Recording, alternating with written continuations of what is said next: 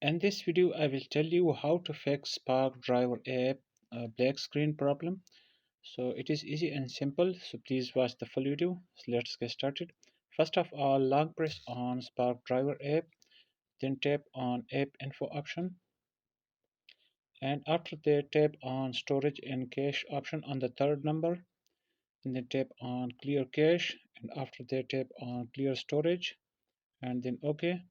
Now cache and storage has been cleared, so close this app and go to Google Play Store or App Store if you are using iOS or iPad. Then tap on search option in the bottom. Tap on search bar on the top and here type Spark Driver and then tap on OK. And here you will see update button option instead of open option. So simply tap on that update button to update this app to the latest version. This will fix the issue for you. So hope this video will help you. Thanks.